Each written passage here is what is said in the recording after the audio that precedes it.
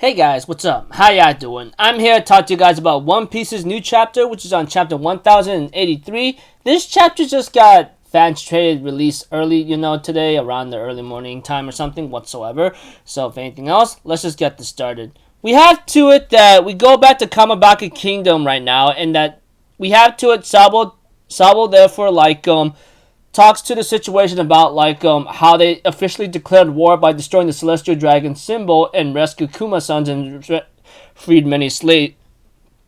as many slaves as possible. That was nothing to sneeze at, but they end up sending the giant big guns, We have to a Dragon also talks about how they triggered the uprisings in 12 nations where we held strong influence. 8 were successful here and there, As Dragon and Ivankov talk about the situation about what happened to Lulusia Kingdom, how it vanished all of a sudden, Even Dragon was talking about that as well, to not only that, but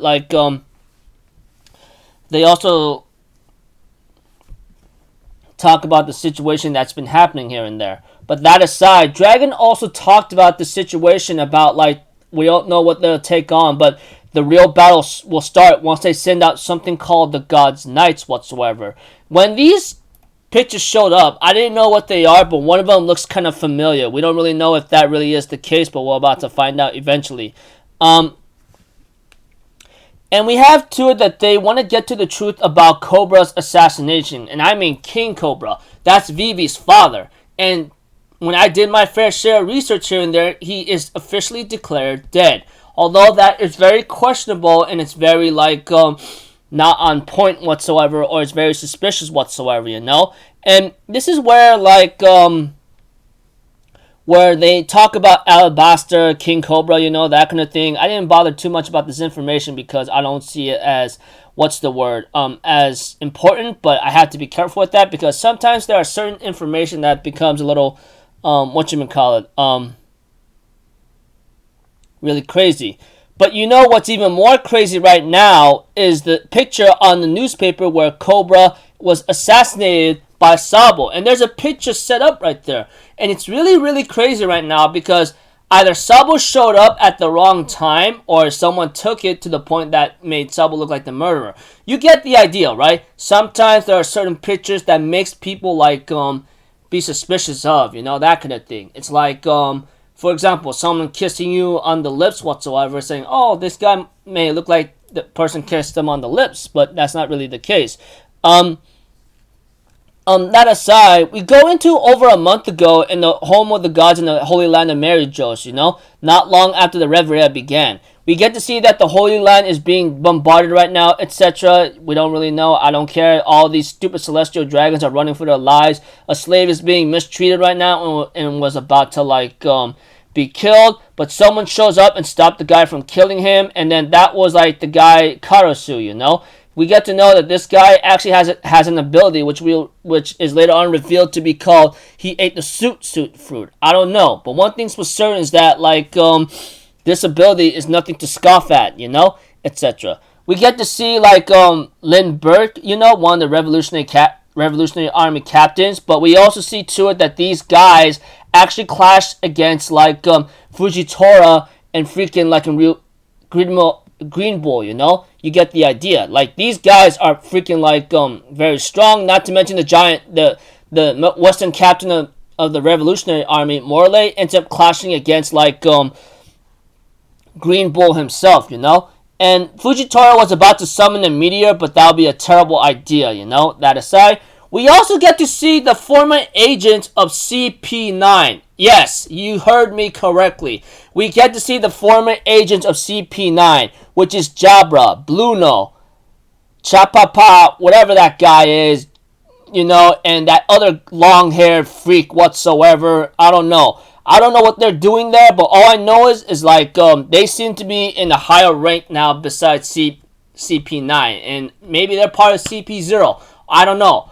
All I can really tell you, and I really am telling the truth, you don't believe me, go read the chapter yourself, we see CP9, but they only have a small cameo appearance, that's about it. As for Sabo, he ends up having to meet Kuma right now, and we get to see two of the Celestial Dragons.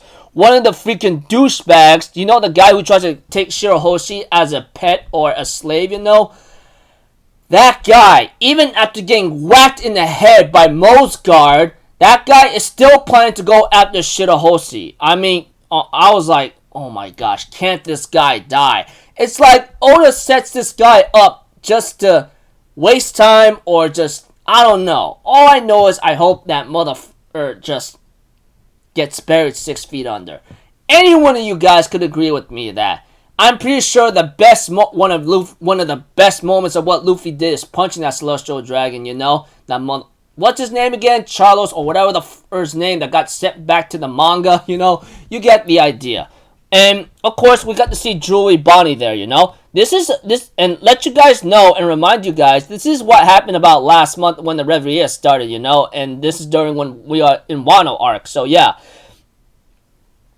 and we have to it that CP0 Lucci is trying to help Vivi, but Vivi says, I'd rather have Vice Admiral Garp's help, etc., you know, and so forth.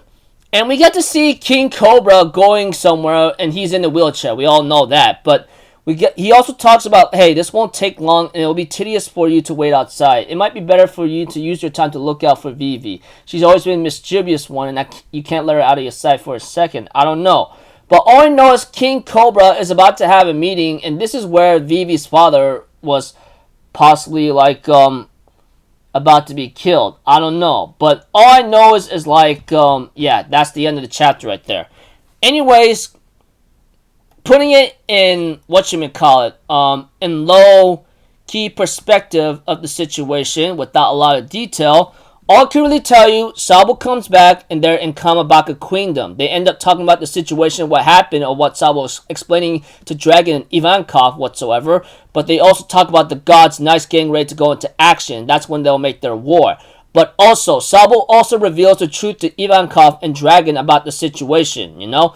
And, you know, this is when, like,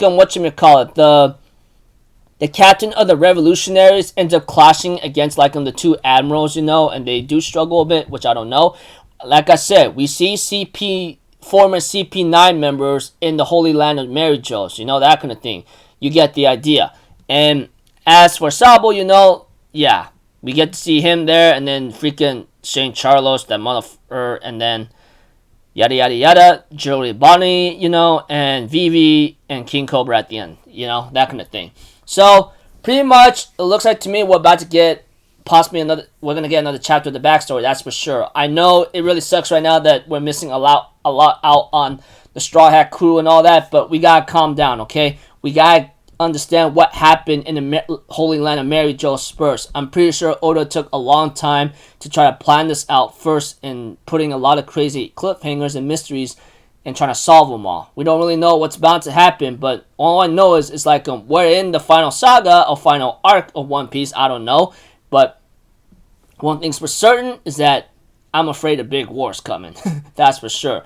And the revolutionaries, and I'm pretty sure the rest of the emperors and then other people will be involved in this. So, until then, people, I'll see you guys in the next video. So, I'm off, Zero. Have a good day. I'll see you guys next time, alright? Peace out. Bye-bye. Toot-toot-toot.